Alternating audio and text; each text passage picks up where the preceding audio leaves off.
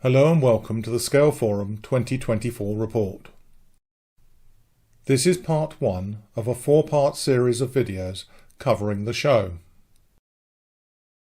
All photographs and videos in this report were captured under show conditions, so are of the moment, with visitors often included in the scene, and necessarily limited to the lighting available in the halls. The videos are a report and cover all aspects of the show, some of which may be of little interest to the viewer. To navigate to topics of interest, use the slider control at the bottom of the video. This is the 3rd year that the show has been held at the Cressets Community School in High Wycombe. It is conveniently located less than a mile from Junction 4 on the M40, with good on-site parking. The school building is very modern, with this large airy space at its heart. Our report starts with a section about what goes into setting up the show, and then takes you on a tour around the 3 halls as if you were a visitor. First, the setup, starting with 3 large near-empty spaces at 4 p.m. on Friday afternoon, when we gain access to the halls. Here we have the Atrium, then the main hall, and upstairs the sports hall, and after 8 hours of set-up time, as if by magic, you transform them into this. That takes some organisation. It all starts months in advance with planning meetings, exhibitor selection and contacting traders, production of publicity materials, and publishing the show guide in Scale4 News. Not forgetting the website. This is definitely a case for getting it all right, otherwise you can easily offend someone. The show layout is developed in parallel, taking into account practicalities of layout size and construction as to which hall it can be assembled in. Likewise, traders have to be interspersed between exhibitors, again taking into account their stand size and volume of stock to be carried into the hall. Setup starts with an accurate scale detailed plan with setting out dimensions.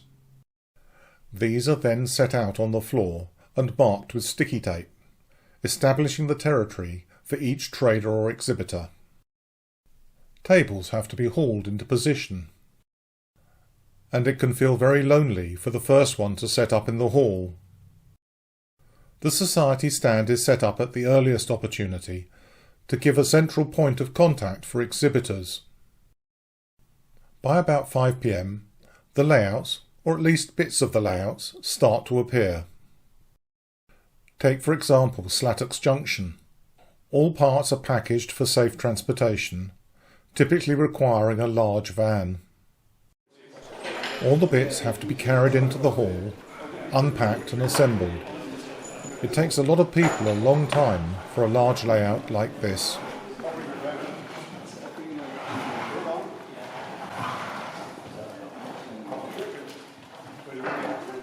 Then bolt on some uprights. Assemble the kit of parts to make a frame like this. Add a valance and cover and install some lighting to set the scene. Easy really when you know what you're doing. Other layouts are much simpler, very compact and easy to transport. This is where we play Guess the Layout. This should help. The back scene shows a river scene, with marshes behind, typical of a Sussex estuary. Unfold the layout, add frontage and lighting, and hey presto, Arran Quay. It is interesting to see the different approaches to construction. For example, Wantage Tramway arrived as a set of coffin-like boxes, which are bolted together. Each bolt is colour-coded to make reassembly as easy as possible. The lids are unfolded, a lighting pelmet added, and you are ready to run. On the other hand, Ventnor arrived as quite bare baseboards, with bolt-on legs, largely stripped of scenery. Once joined together, the scenic background for the quarry face is then added. The buildings are packed in foam-lined cases for transportation, and are taken out and gently placed on the layout. Once assembled, you get this superb layout. Inevitably, when transporting delicate models, things come to grief. Here, the trader's store on Abergavenny Blackbrook is undergoing minor repairs to replace the roof ventilator. Once assembled, everything has to be tested, the track cleaned, and first trains run. Around all this layout building activity, there are the traders busy setting up their stands. Squires, for example, bring along a large amount of stock to meet the many and varied needs of modellers. Bill Hudson transport books not only have all their books to carry in, but also the display stand to set up. By 10:15 on Saturday morning, everything is ready, and it's showtime. Those who have bought tickets in advance are let in first. Show guides are ready for handing out, and the ticket team are ready for the rush. We'll use the show plan so you can orientate yourself in the building and make sure you get to see all the layouts and stands. The show is divided into 3 areas. Nearest the entrance is the Atrium, which we will look at first. Then we will go to the main hall, to the right. And finally to the sports hall, located on the first floor. The report has been split into 4 parts, to correspond with these areas, and the one for the sports hall is split into 2, as there is so much to see there. Starting in the Atrium, the society stand is just inside the door on the right, with demonstration models to attract attention, and some examples of how to build signals. On the left we have our first layout, Ventnor. This beautiful model of Ventnor Station is set on Friday the 3rd of June 1960, a few years before its closure. The tourist season is in full swing, with frequent trains up to 6 coaches, a busy time for all. The track plan of the model closely represents the station in the 1960s. A quick overview of the layout taken during setup shows how the quarry face dominates the scene. The station forecourt, with a couple of passengers looking like they're waiting for a taxi. O2 number 17, Seaview, has just arrived. Here we have number 27, Merston, at the head of a train. On the left is set 494, a mix of Brighton and Chatham coaches, Compo and third class, all hand-me-downs. However, focusing in on the detail, take a look at the top of the water column. Clearly a favourite perch for the seagulls, given the white deposits. In the bottom right of the photo there is the remains of the curved retaining wall for the turntable pit that used to be at this end of the platform. Note the neat arrangement for the point work, properly modelled with 2 stretcher bars. Also, care has been taken when cleaning the track to keep the rusty railhead on the check rail. A quick glimpse under the canopy reveals the station lamps, with octagonal lampshades. The goods shed, built out of locally available stone, is served by a single track from the tunnel end. Then there is the iron shed at the end of the yard.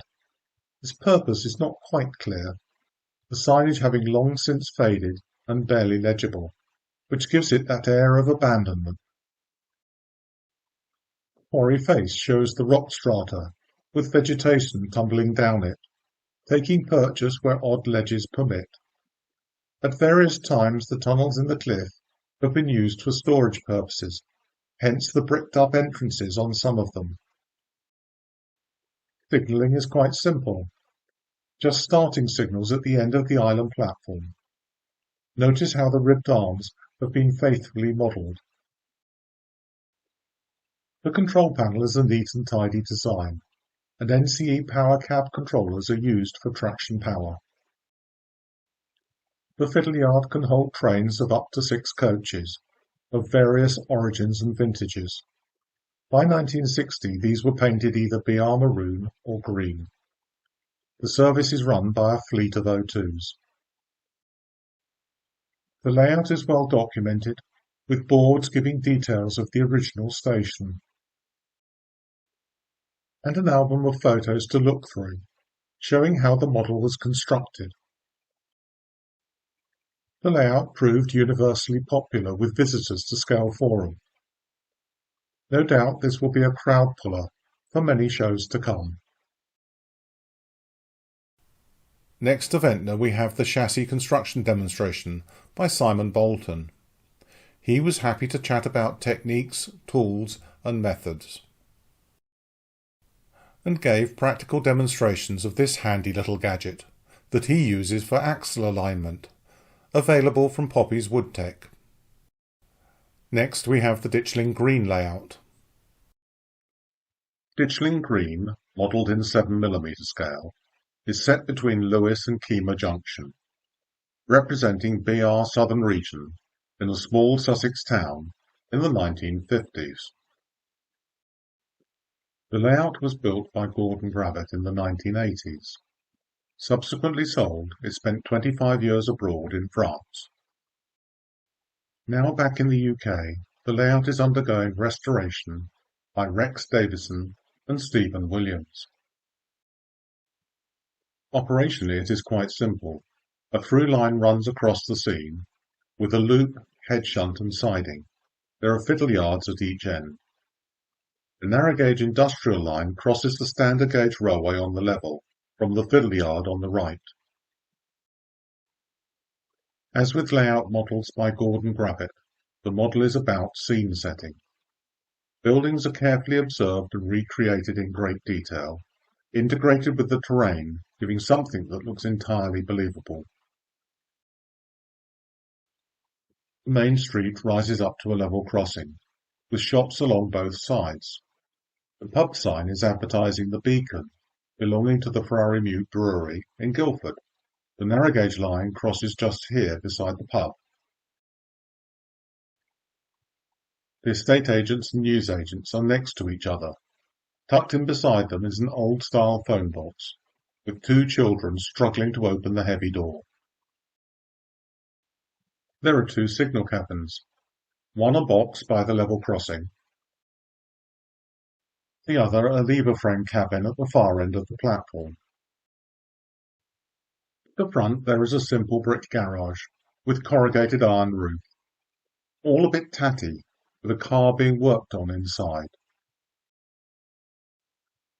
The left-hand end of the layout is modelled as a derelict industrial undertaking, decaying buildings, with the roof beginning to lose its slates. The narrow gauge line crosses the standard gauge in the middle of the layout. It has to wend its way along a back street, between various buildings, then through a gate.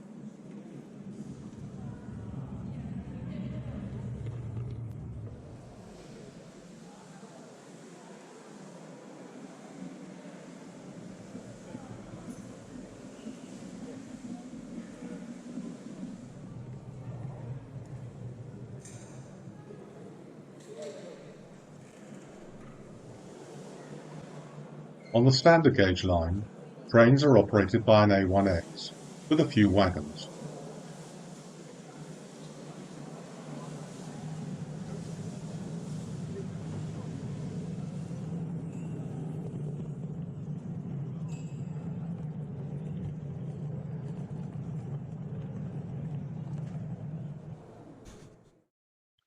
It's just one of those layouts that you can't help taking lots of photos of. There is so much detail to capture. Just beside Ditchling Green was the London Road model stand, with its usual display of finely etched kits. But notably there are some 3D printed models shown as well. We now come to the Pwllhelli layout. This well-known layout portrays Pwllhelli Station, located at the furthest end of the Cambrian Coast Railway in North Wales. It is set between 2000 and 2012, when the day-to-day service was provided by DMUs. It also features a good selection of rail-related maintenance trains. The station layout has a single platform face and a run-round loop, with a couple of sidings for engineers' trains. The track plan was developed in CAD, and the opportunity was taken to produce 3D images of the proposed model as part of the planning process. Buildings reflect the style of the town. Older ones are stone, often rendered to keep out the damp. More modern ones are brick, and all have slate roofs, of course. The ticket office and waiting rooms can be seen on the left. Facilities on the passenger platform are quite sparse. The area behind the platform is dominated by Pwllhelli Co-op. The old signal box is modelled, now much simplified in operation, just controlling the points by the end of the platform. The other end of the loop has its own ground frame. During this era, the railway was controlled by RETB, that is, Radio Electronic Token Block, and the mast and cabinets for the system have been modelled, as has the signage showing the start of the block section. Little details from the noughties are nicely captured. Here a construction site for new houses, the foundation of which can be seen in the middle, and a completed one to the right. Notice the ducting and cables already in place in the concrete floor.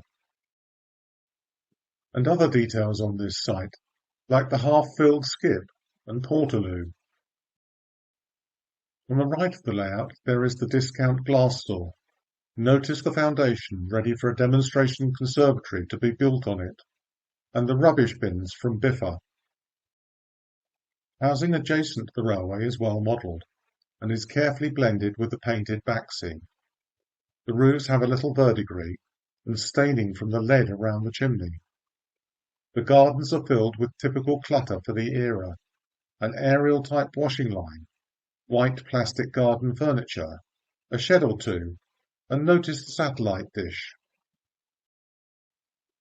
And for the very sharp-eyed amongst you, there is a ginger cat sat on top of the shed.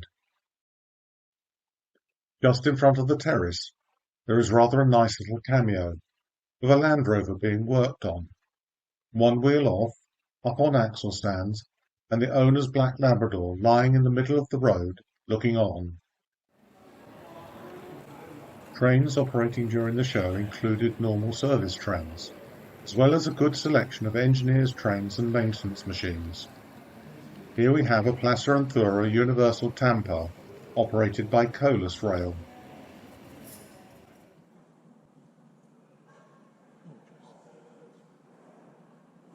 Drifting into the station is Deltic 55022, Royal Scots Grey, with a set of coaches from West Coast Railways, who operated tourist services on the Cambrian coast at the time.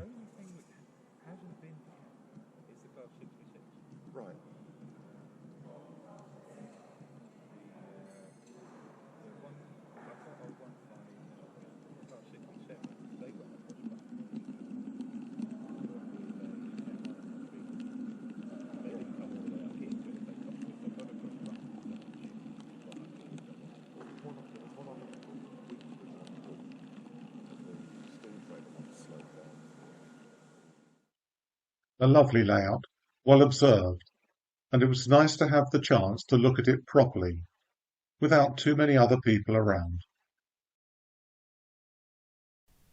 Next was a demonstration for painting and paints, from dioramas to figures, by Brian McCulloch, showing examples of fine model making, ranging from this small fishing port diorama to grand city buildings, to everyday railway buildings. Brian is a professional model maker, and his website Braeside Models is well worth a look. And his demonstration justifiably attracted serious discussion. At the far end of the atrium, we have Bill Hudson transport books, offering the usual broad range of books for us all to spend our hard-earned cash on. In the middle of the atrium there is the seating area, giving space for visitors to sit, have a chat and take refreshment. Provided by the catering team, who as usual gave an excellent service throughout the weekend, providing drinks, cakes and light lunches for all. That concludes part 1 of the Scaleforum report, covering setup and the atrium. Next we will take a look round the main hall in part 2.